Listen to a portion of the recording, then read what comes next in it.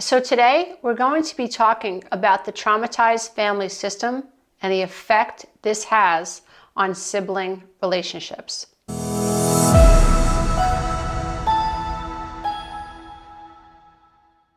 If you love this content, please don't forget to click the subscribe button and the notification bell. This way, every time I upload a new video, you will be the first to know. So today we're talking about dysfunctional families. We're talking about toxic family systems. We're talking about what happens to the siblings inside a family that is rampant with CPTSD, with trauma, and with shame. What happens when the children of a home are treated with contempt? What happens when the children of a home are treated with indifference? What happens inside the hearts and the minds and the bodies and the brains of children who feel like they are an obligation? What happens to the children of the family when they are in competition for their mother and or their father's affection and or compassion and or their love?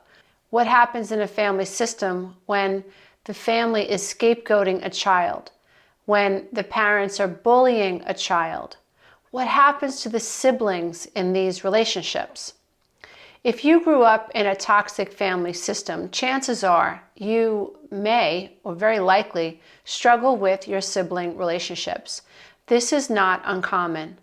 When you have parents who are narcissistic, when you have parents who are emotionally immature, when you have parents who are abusive, emotionally neglectful, what you often see is that the family system itself is non-existent, or at least it's dysfunctional. Family systems that are run by people who are dysfunctional will affect the siblings.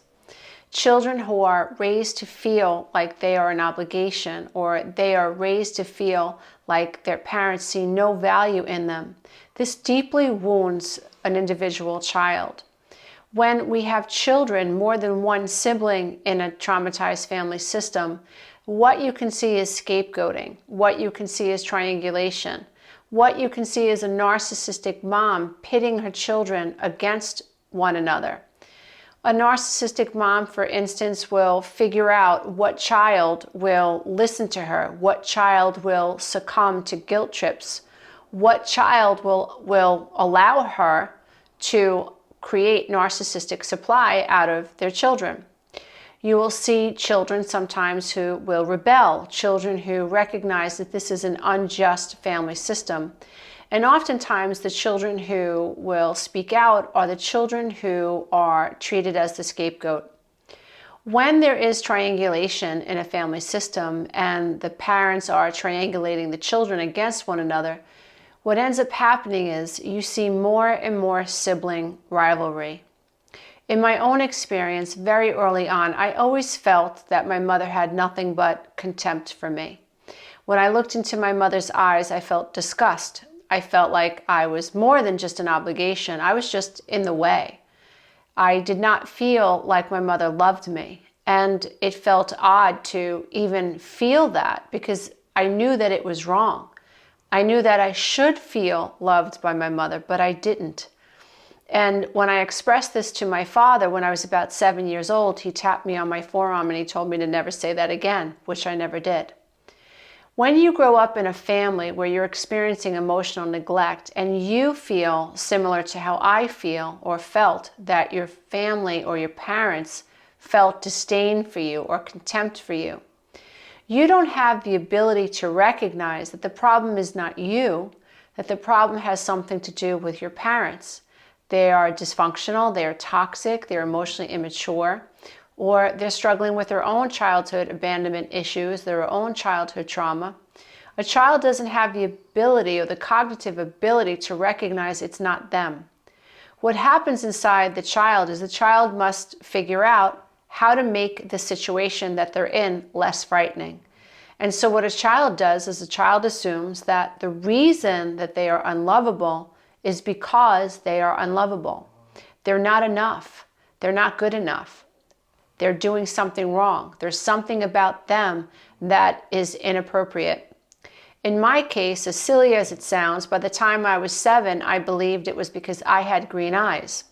No one in my family had green eyes. My mom and my sister had blue eyes, and my mom seemed to be really nice to my sister, and my brother had brown eyes, very similar to my dad. And my mom seemed to like my brother a lot better than she liked me. So as a little girl, looking for a pattern, looking for a reason, I just believed it was because I had green eyes. And this really added to the sibling rivalry, especially between my brother and I. And we were only 15 months apart. For me, it was really obvious to recognize that my mother had more tolerance for my brother.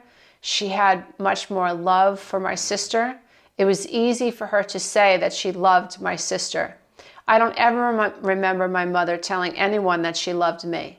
And I believe with all of my heart that I was the one out of the three of us that struggled the most, because my mother, for whatever reason, projected whatever her wounds were onto me more than she did my brother and sister. Might have had something to do with the fact that I was the oldest, might have had something to do with the fact that I was a female. Whatever it was real. You grow up in this type of a family system and you feel alone, you feel abandoned. And more than anything, what you need is to really connect to your siblings. But sadly, very often, more than not, you can't. The children of the family that recognize that when they go along with mom, they experience less abuse, and they see how mom is treating the scapegoated child, they don't want that. And so they figure out a way to develop compassion for mom.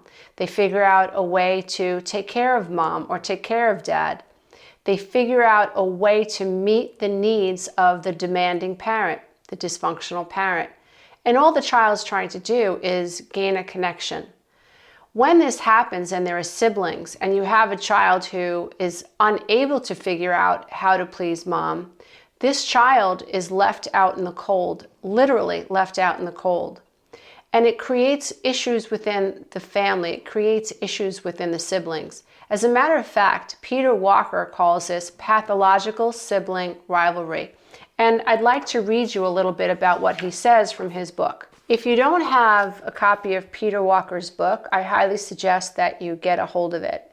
It's called Complex PTSD, From Surviving to Thriving. And if you come from a dysfunctional home and you've experienced tremendous shame and you are struggling with CPTSD, then this book, it can be a lifesaver. It can really help you understand what the emotional recovery looks like. He also discusses in the book that emotional recovery is not a linear process, that you have to understand the recovery process at a cognitive level. And from there, you have to go deeper and deeper and deeper. And this can take years. The process can take years to unravel. So many of us are living in denial about what really happened. I think that was my biggest pitfall in recovery was I didn't know how to acknowledge that I had been emotionally abused or verbally abused. I didn't know how to validate or justify how I felt, the low self-esteem I felt. I didn't know how to say, yes, in fact, this did happen. When you come from a home that is dysfunctional and the house is ruled by denial, everyone's acting like everything's okay. Even though you feel like nothing is okay, even though you are being emotionally abused and verbally abused, you don't know how to say, hey, I'm being abused here. And the people in your life are denying that it is in fact abusive. And lots of times, and I would say more often than not, when you have a dysfunctional mother and father, they end up agreeing with one another. So they back one another up. And that's what happened in our house. So even though my dad knew that my mom was emotionally and verbally abusive, he said nothing. He expected me to worry about her feelings. And if I dared to say, I don't think mommy loves me, I read the riot act about how hard my mother worked and how hard her life was. So I was never heard. So when you're a child and you're feeling abandoned and you're feeling neglected and no one outside of you is saying, yes, this in fact happens, you dissociate. You deny that what you're feeling is actually real. Your concept of reality is distorted. It has to be in order for you to be able to stay within the family system. And it's really sad. And then as you grow up and you are experiencing internal emotional turmoil, you don't know how to validate it. So you distort it, you rationalize it, you justify it, or you deny it, you suppress it. And lots of times you end up internalizing this, and it becomes self-harming. You end up having an eating disorder, or you self-harm in another way. So these are some of the things that happen to us when we come from oppressive homes that are unfair. And it's riddled with trauma, and the adults that are responsible for the home are acting as if what's happening isn't happening. You can find this section in Peter Walker's book on page 17, and I find it particularly interesting because so many of my clients have issues with their siblings. And so he writes, poor parenting creates pathological sibling rivalry. Like many children in CPTSD and gendering families, Maud could not turn to her siblings for comfort because her parents unconsciously practiced the divide and conquer principle. Her parents modeled and encouraged sarcasm and constant fault-finding among the children. Moreover, interactions of cooperation or warmth were routinely ridiculed. So when you're thinking about what happened to you in your family, what you want to do is you want to ask yourself, were you raised by parents who were fault-finding? Did they criticize you? If you grew up in a family like mine, that's all it was ever about. You were never praised, but they knew, my parents knew, how to find something that was wrong about you. It was like a big joke to make fun of you. And what that does is that really encourages children in the family, the siblings in the family, to mock one another as well. And when your siblings are mocking you, you can't form a healthy bond with them. You can't feel close to them. You can't go to them and say, hey, can you believe what mom just said to me? So it's the parents who set the tone for the fault finding and the criticism, and this bleeds into the relationships with the children. He goes on to say, sibling rivalry is further reinforced in dysfunctional families by the fact that all the children are subsisting on minimal nurturance and are therefore without resources to give each other. Moreover, competition for the little their parents have to give creates even fiercer rivalries. And so what he's basically saying is that there's so little nurturing in the family that there's none to go around. So when you come from a dysfunctional home and the parents are not nurturing, there isn't an excess of love to go around. Everyone's just trying to survive. The parents are clueless as to how their fault-finding and how their humiliation and how their scapegoating and triangulation is really bleeding into how the siblings react to one another. So oftentimes I'll coach an older person who'll say, my children don't get along. And when we dig further into the way the children were raised, we discover that there was a parent who ridiculed the children. We discover that mom was way spent. In other words, she was living with an alcoholic and she was barely surviving. She didn't have a job and she felt that her role was to keep the family together. And so she would ignore a lot of the fault finding. She would ignore a lot of the sarcasm. She would ignore the put downs by the husband who had a drinking problem, thinking that she was doing the right thing. Unaware, however, that this would end up showing up later on in life between the sibling rivalry of her older adult children. We have to take into account how we grew up. We have to understand how growing up in dysfunctional families affects us. And so if you have a poor relationship with one of your siblings, it might be time to ask yourself, how did you grow up? Were you children that were pitted against one another? Did your parents use the divide and conquer technique to control the atmosphere of the home? Were your parents people who ridiculed you? Did they encourage you to mock your sister? Did they encourage you to mock your brother? Or were you the child that was mocked? Were you the child that was ostracized? Were you the family scapegoat? Were you the child that everyone made fun of? When we peel back the layers and we become really, really objective and we think about how we grew up, oftentimes we discover that we were victimized.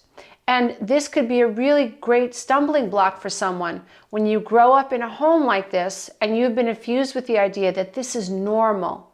How do you accept that you were abused? How do you start the grieving process if you don't accept what happened to you as a child? And so while some people say, oh, you're just playing the victim, I caution you when you hear people say that, Because without accepting that you were first a victim, it's impossible to start the healing journey in and of itself. As adults, this can be very difficult to recover from. If you have a terrible relationship with a sister or a terrible relationship with your brother, and they are living below the veil of consciousness, this relationship might be damaged for good. In other words, you might never be able to make up for the relationship that you had as children and to recover. But if you have a sibling who is willing to discuss with you what really went on in your home, I believe that there's a chance that you can repair these relationships. I believe that if there's enough awareness, if there's enough acceptance, if there's enough surrender, if there's enough honesty and authenticity, if two siblings can come together and say, I was there, I know what happened, I saw exactly what happened to you, and I know that you saw what happened to me, and we have to accept that it was unfair, that we were pitted against one another. I believe that those types of sibling relationships stand a chance to improve. However, we all have to acknowledge that some siblings are not going to wake up. Some relationships are never going to be able to be repaired. And if that's the situation, that's the situation. And although it's sad, we all have to do our best to accept what we cannot control. Remember that recovery is not a linear process. The first part of this process is cognitive awareness. We have to understand that we have an inner critic that is punishing, an inner critic that has been downloaded to believe that our goal is to honor our mother and father and figure out a way to make them happy so that we can feel loved. Then we have to move into a place of grieving this sense that we didn't feel safe in the world. We have to grieve the fear. We have to accept the fear that we felt as children. We have to move out of surviving and move into thriving, where we feel safe in the world. And certainly dealing with our past and recognizing that what happened to us is valid, and dealing with trauma head on if we can, and working through the grieving process, we're able to push ourselves slowly into a state of thriving. Namaste, everybody. Until next time. Hey, if you love this content, don't forget to check out the next video, and you can go to my website and take the codependency quiz.